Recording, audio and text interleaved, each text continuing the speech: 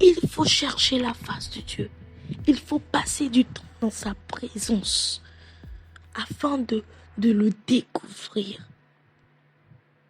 Afin de les découvrir.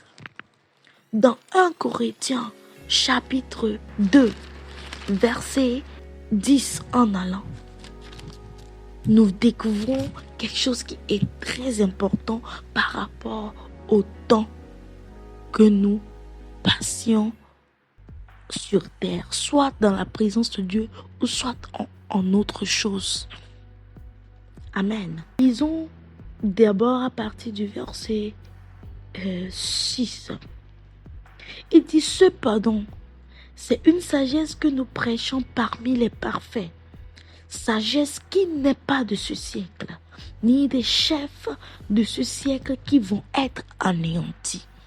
Cet homme qui parlait là avait beaucoup de connaissances avant de rencontrer Christ. Mais il dit, ce que j'annonce n'est pas quelque chose qui vient de ce siècle. Paul accomplissait sa destinée. Mais avant que Paul ne puisse accomplir sa destinée, il a passé du temps dans la présence de Dieu afin de recevoir une sagesse qui n'était pas de son siècle, afin de pouvoir prêcher parmi les parfaits,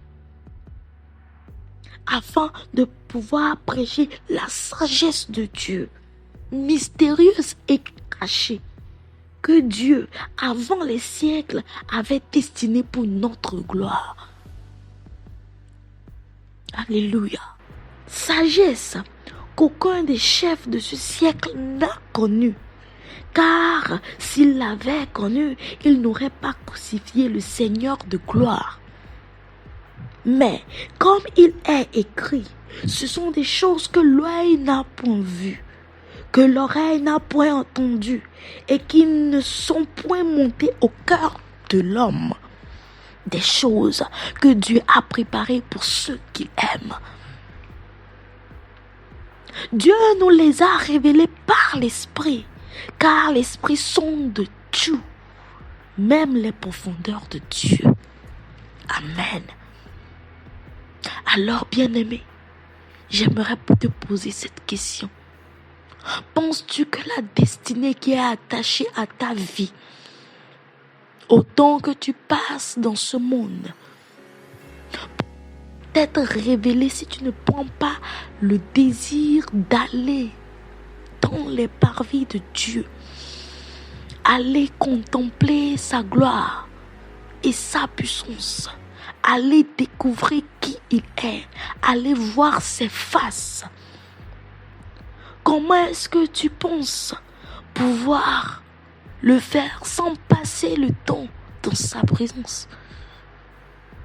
Ta destinée est tracée. Tu es ici pour révéler Dieu. Et il faudrait que tu refuses de passer ton temps sur la terre en passant à côté de Dieu. Tu dois refuser d'investir ton temps en autre chose qui passera. En autre chose qui disparaîtra. Non, je refuse de mourir ou de finir ma vie sur terre comme un animal. Il y a quelque chose que je dois découvrir en Dieu afin que ma vie puisse être accomplie. Et pour cela, il faut que j'y passe le temps. David dira, un jour dans ta présence vaut mieux que 1000 ailleurs. Je refuse de quitter ce monde vide. Je refuse de quitter ce monde sans aller à la découverte de Dieu. Car après que le temps passera, la seule chose qui demeurera, c'est la sagesse de Dieu. C'est Dieu lui-même. C'est Dieu lui-même. Et lequel des hommes, en effet, connaît les choses de l'homme si ce n'est son esprit? De même, personne ne connaît les choses de Dieu si ce n'est l'Esprit de Dieu. Alléluia. Bien-aimé, ce message que je viens t'adresser, c'est pour que tu passes ton temps à chercher ton Dieu. C'est que tu diriges tes pas, que tu diriges ton cœur à chercher qui est l'Éternel. À le découvrir, à le connaître et à te voir au travers de lui. À te voir au travers de lui. Car l'Éternel est lumière. Et certainement que quand tu iras chercher sa face, il brillera pour toi.